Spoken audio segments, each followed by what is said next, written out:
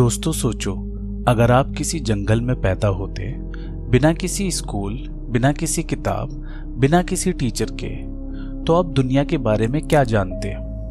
क्या आपको पता होता कि आग जलती है या आसमान नीला होता है? शायद नहीं।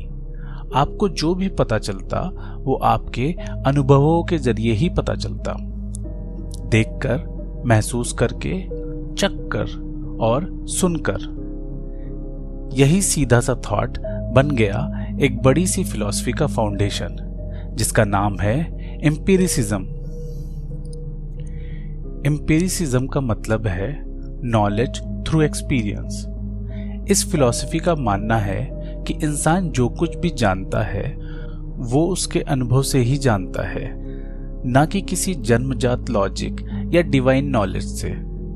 आंखों से देखा, कानों से सुना, त्वचा से महसूस किया, ये सभी चीजें मिलकर इंसान का ज्ञान बनाती हैं। ये फिलॉसफी कहती है कि जब तक आपने कोई चीज खुद नहीं महसूस की, तब तक उसका ज्ञान पूरा नहीं हो सकता। ये थॉट इतना पावरफुल है कि इसने पूरे मॉडर्न साइंटिफिक मेथड को डिफाइन किया है। आज हम जिस वर्ल्ड में जी रहे हैं, जहां हर चीज एक्सपेरिमेंट और ऑब्जर्वेशन के बेसिस पर होती है, उसकी जड़ एम्पिरिसिज्म में ही है। लेकिन ये आइडिया आया कहां से? इसका ओरिजिन हमें मिलता है 17th सेंचुरी इंग्लैंड में, जहां फिलोसफर्स ढूंढ रहे थे कि सच्चाई का सोर्स क्या है। तब आए जॉन लॉके, जिन्होंने एक रेवोल्यूशनरी आइडिया दिया, mind is a blank slate. यानी जब हम पैदा होते हैं तब हम कुछ नहीं जानते, न हमें मैथ्स आता है, न भगवान, न नीति शास्त्र। सब कुछ हम बाद में ही सीखते हैं अपने अनुभवों से। जॉन लॉके के बाद आए जॉर्ज बर्कले, जिन्होंने एक और बोल्ड स्टेटमेंट दिया, to be is to be perceived. यानी कोई भी वस्तु तब तक एग्जिस्ट नहीं करती जब तक उसे कोई महसूस ना करे। सोचिए, अगर एक पेड़ जंगल में गिरता है और कोई वहां उसे सुनने वाला ना हो, तो क्या उसने आवाज की? बर्कले के लिए जवाब है नहीं।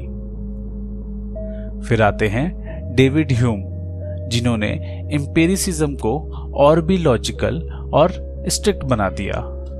उन्होंने कहा, हम कारण और प्रभाव यानी कॉज और इफेक्ट सिर्फ आदत से समझते हैं, एक्चुअल प्रूफ से नहीं। आप सोचते हो कि सूरज कल भी उगेगा क्योंकि आज उगा था, लेकिन क्या इस बात का कोई लॉजिकल प्रूफ है? हम कहते हैं नहीं, ये बस हमारी हैबिट ऑफ एक्सपेक्टेशन है। एम्पिरिसिज्म का रियल लाइफ इम्पैक्ट इतना ज्यादा है कि हम अपने रोज के जीवन में भी बिना सोचे इसका यूज करते हैं। मान लीजिए एक छोटा बच्चा जलती हुई मोमबत्ती को छू लेता है, तो वो तुरंत सीख जाता है कि आग से दूर रहना चाहिए। उसने कोई थ्योरी नहीं पढ़ी, ना किसी ने उसे समझाया। उसके लिए वो एक एक्सपेरिमेंटल लर्निंग था। यही एम्पिरिसिज्म का एसेंस है। आज के जमाने में भी हमारी education system, medical science, psychology और एआई सब कुछ एम्पिरिसिज्म के पिलर्स पर बना हुआ है। जब एक साइंटिस्ट कोई दवा टेस्ट करता है तो उसका पहला स्टेप होता है ऑब्जर्व करो, डेटा कलेक्ट करो, टेस्ट करो और रिजल्ट देखो, और फिर कंक्लूजन निकालो। यानी थ्योरी बाद में आती है, पहले आता है एक्सपीरियंस। लेकिन एम्पिरिसिज्म की भी लिमिटेशंस हैं। अगर सिर्फ एक्सपीरियंस ही नॉलेज का सोर्स है, तो क्या ऐसी चीजें जो हम डायरेक्टली महसूस नहीं कर सकते, उनका ज्ञान हम कभी नहीं पा सकते? जैसे मोरल वैल्यूज, लॉजिकल ट्रुथ्स या मैथमेटिकल कॉन्सेप्ट्स।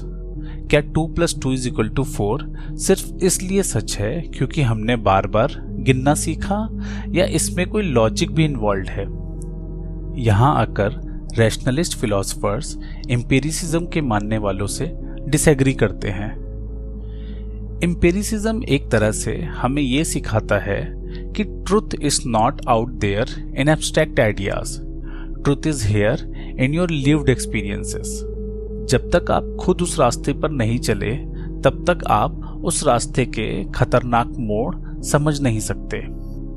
जब तक आपने हार नहीं झेली तब तक जीत की असली वैल्यू नहीं समझ आती। यही एम्पिरिसिज्म का असली एसेंस है। तो दोस्तों, अगली बार जब आप किसी नए थॉट को समझने की कोशिश करें तो सिर्फ सोचना मत, उसे महसूस करना, उसको जीने की कोशिश करना, क्योंकि शायद वही असली ज्ञान होगा। आज की दुनिया जिसमें नॉलेज सबसे बड़ी पावर है, वहाँ ये समझना ज़रूरी है कि हर एक्सपीरियंस, हर ऑब्जर्वेशन, हर छोटी सी चीज़ एक नया चैप्टर है आपकी अंडरस्टैंडिंग में। आप क्या सोचते हैं? क्या आप भी बिलीव करते हैं कि एक्सपीरियंस ही नॉलेज का असली सोर्स है, या आप रैशनलिज्म की तरफ झुकते हैं? कमेंट्स में अपना थॉट जरूर शेयर करें।